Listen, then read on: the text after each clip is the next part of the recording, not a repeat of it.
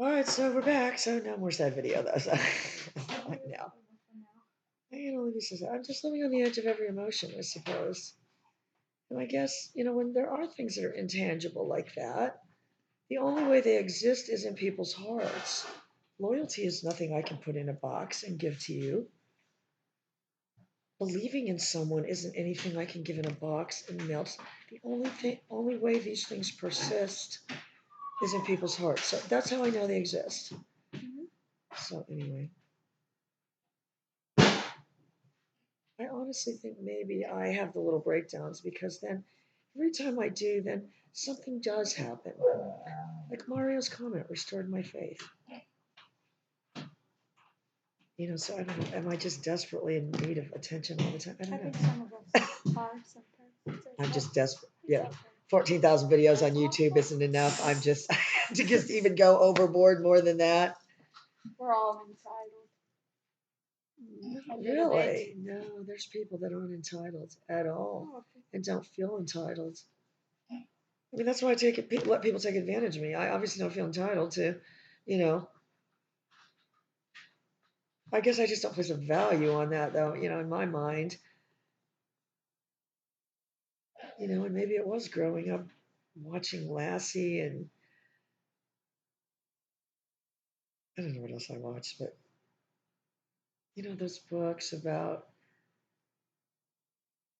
I think maybe the Lassie books were better than the TV show because Lassie acted all his actions were from the point of loyalty. So I think that maybe that is where I'm getting it. Because Call of the Wild, did you? Summer, I'm sure, never read this book, Call of the Wild. I didn't read any childhood books. It's a little bit more of an adult book. Yeah. There was. Oh, they're hitting people over the head with wood. Wolves are devouring people alive. This, that, and the other. It's very brutal, and it's back in it's in the Yukon or whatever. But he has this dog. This dog gets kidnapped by these greedy men, and it gets sent to the Yukon Territory to be used by users as a sled dog because there was gold up there, and all these people are going up there to get gold.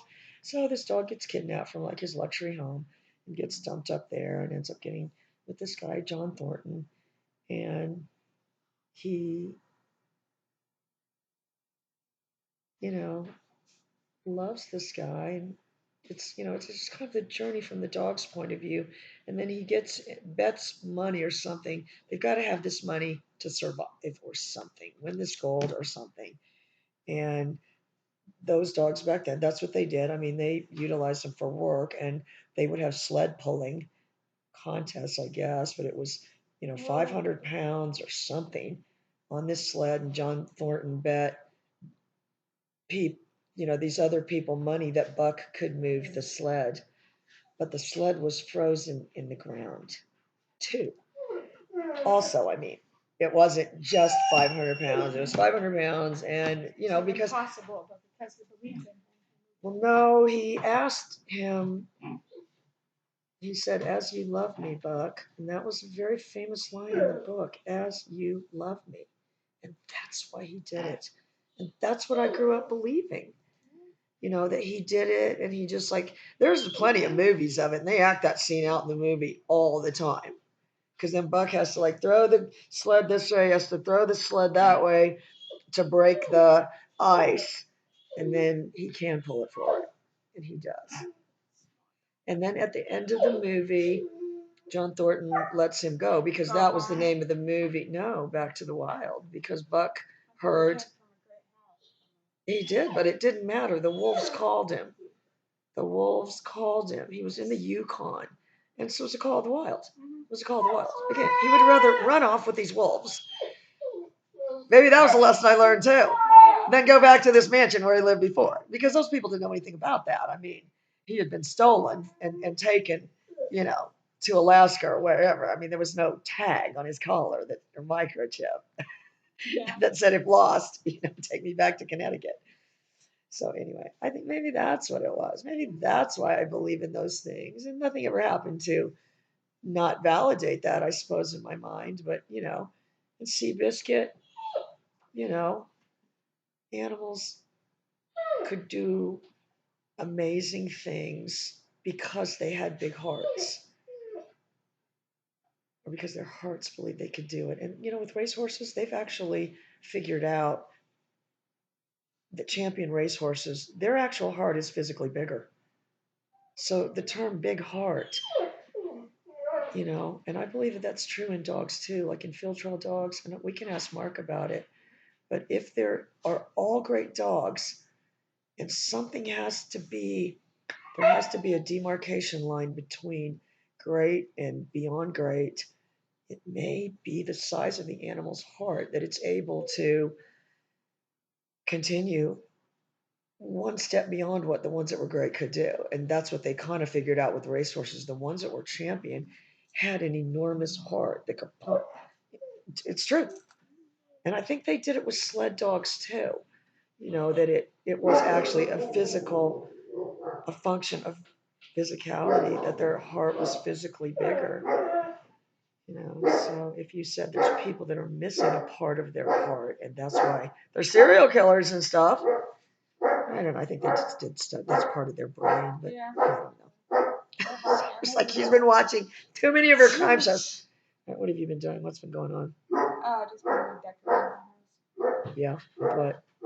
Putting carpet up and laying carpet and putting skirting on the outside of the trailer and starting a garden. Growing vegetables? Blah, blah, blah. Of course I got my vegetable garden Aren't going. like neighborhood children just gonna like get the tomatoes and throw them at your door just like on Seinfeld? They did. You need to get a screen door. I don't have a garden. That was the best episode of Seinfeld, where he took George's dad's screen door and was like trying to live out like the American dream in that apartment. You never saw that one? George's dad didn't want the screen door, so Kramer put it on his apartment. Oh, no. And he was trying to be like Andy Griffith and stuff. And like the neighborhood kids started, I don't think they were like pelting with eggs and stuff. It was just like being in a neighborhood. Anyway, so that's what's going on. So no more sad video. We're just getting ready to go out here. We're ordering more jumps because I'm just all over this jumping thing. I noticed that these pit bulls like to jump. In fact, I even told Chelsea to set up a little jump.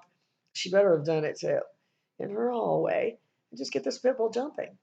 From what I can see, these pit bulls like to jump. Someone will tell you. She saw the picture. She was in them. They seem to be. No, they're very athletic. I mean, I think, and I think that, if anybody said, why would you be doing that? Because they're athletic, and this is athletics. Maybe we can start a new sport, because pit bulls do need a messiah.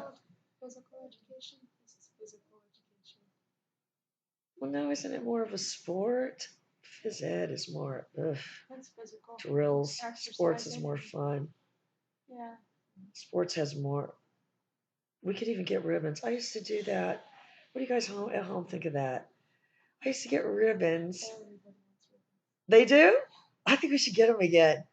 Because we just give them like first prize. And then when they go home, oh my God, it's going to be so good. Then when they go, because we could do it for Scarlett too. Then when they go home, we give them a whole box of ribbons and go, oh, these are all the prizes we won. Oh my God. I know. I think people will like that. Let's do it. And just make up, Oh, this was the fastest recall and, best turn. That's what they do at those little pet contests thing. They make, since they realize that most of these dogs are no talent bums, they make up contests like, oh, fluffiest tail, prettiest eyes. Oh, yeah. Oh, they all win. There's like 11th place, prettiest eyes. And there's only 10 dogs in the contest. There's an 11th place. All right, we gotta go, guys. But anyway, just add me on Facebook. I'm now deciding to be like Randolph. I'm gonna try it, Randolph, because maybe I'm wrong about you. Maybe you do. Maybe you place more value on friends, and that's why you have 5,000 friends. Randolph's like, oh, am I back in there? I do admire you, Randolph. I do. I'm not unfriending you. We're still friends on Facebook, but I do admire you because I think there is a difference between people that can train dogs and people that are gifted. And I think the difference is just the ability to see little nuances. And I think if people can't see that, I don't think you can make them see that. And that's why I like you, Randolph, because you can't see those things. I could never not like somebody, so that's why I can't unfriend Randolph. Summer's like, unfriend him. I didn't say that. Oh, yes, you Yeah, I did. Yeah, I She did. wanted him gone. A few She wasn't sure who times. you were, though. A few times. There's another Randolph a long time ago. But that was a different guy. But that was like a different spelling. That guy was from Austria. It Different spelling. was no, it was like it was like DOLF or something. That guy. I don't know. He was from. Randolph. Does he do videos? Randolph can do Yeah, no, he videos does. for us. Randolph's our YouTube friend too, so I'm not getting rid of him too fast. But he knows I'm a complicated person. It's not like I'm setting out to be like that. I'm trying to figure it out. So, in hindsight, I'll look back and oh my God, I can see why they thought I was crazy. I was like worried about these things.